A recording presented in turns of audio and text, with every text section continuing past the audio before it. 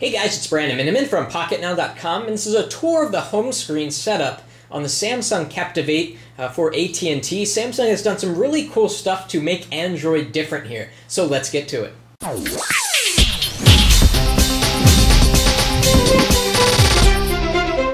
Okay, so I'm going to turn on the device here, and we can unlock the screen by sliding down or to the right. I'm just going to slide sort of diagonal there. And here is the home screen number 1. Now there are a few things that you should take note of. Number 1 is that we have 4 docked icons on the bottom that you unfortunately cannot change. Phone, email, browser, and applications. Tapping on applications will bring you to the application tray. We'll talk more about that in another video.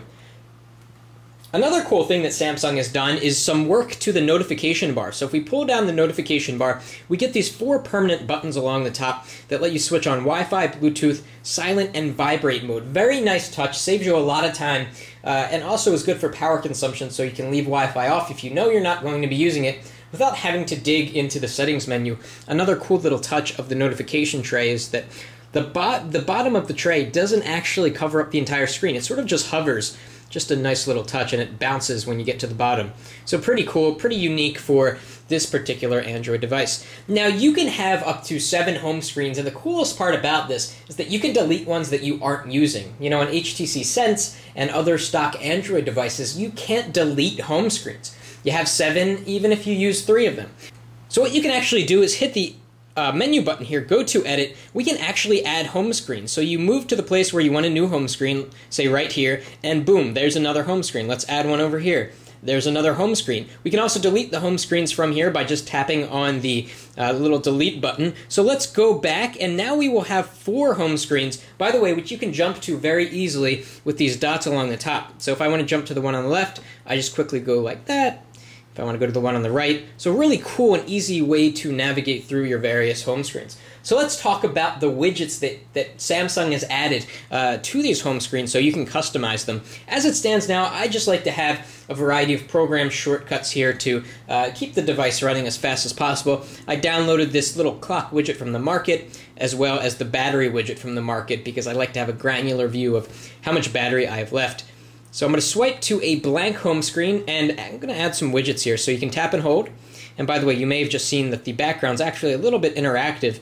If you tap on the bubbles, they will glow yellow. Pretty cool. So let's look at the Samsung widgets. We have something called the Buddies Now widget, which is actually pretty cool. It acts as a carousel, and you can flip through the people that you correspond with the most often. This is kind of out of HTC Sense, I think. And what you can do is you can add new contacts or edit the ones you have here.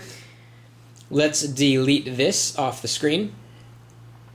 And we can go back to Samsung widgets. Here's a calendar clock, which is just a sort of funky way to see the calendar in your next appointment. You can really quickly add a next appointment by tapping on the plus button there, or you can jump into your calendar by tapping on the date.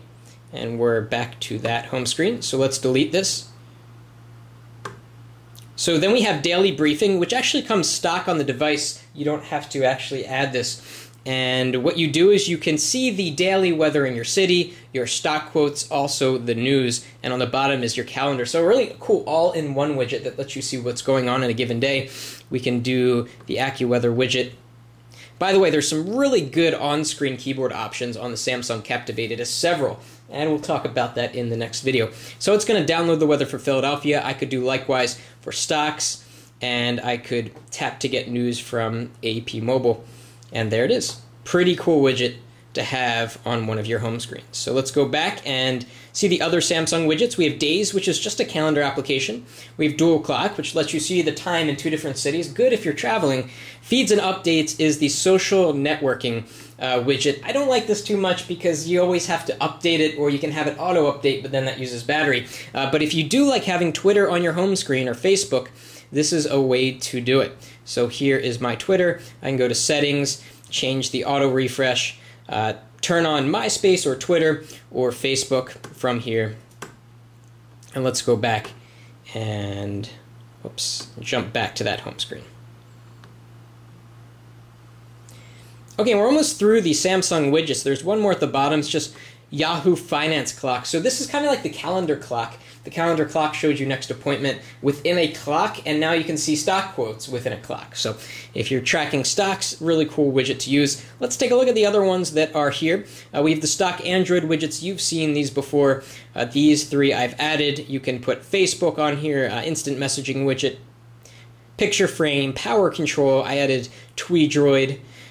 You can go to the Android market and really download a whole range of widgets, and this is pretty cool, the Weather Channel widget, if you use the Weather Channel application. So I can move this up here and drop it, and it should be updating. And there it is, shows me the weather. Very, very nice. So the home screen setups are very, very nice on the Samsung Captivate. You get a lot of choices of widgets. Of course, it's Android. You can add as many as you want. You can get more from the market. There's also some cool live wallpaper that come on the Captivate. So I'm going to go to Wallpaper and Live Wallpaper. You just saw the one Blue Sea, which is just some bubbles floating around. This one's cool, Aurora.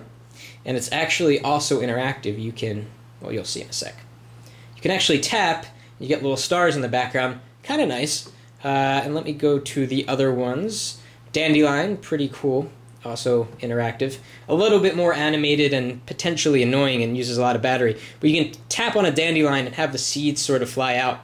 Beyond that, there's one more live wallpaper that comes from Samsung. It's called Luminescence. This is the most busy one by far. Looks like you're at a disco, but you can tap on the background and it sort of moves the light around, so kind of cool. But for the sake of conserving battery, I think a good old standard plain wallpaper like this does quite well. So overall, the home screens on the Samsung Captivate are quite nice. I like how you can add up to 7, but if you don't want 7, you only want 2 or 1, you can delete home screens. Very unique to Android.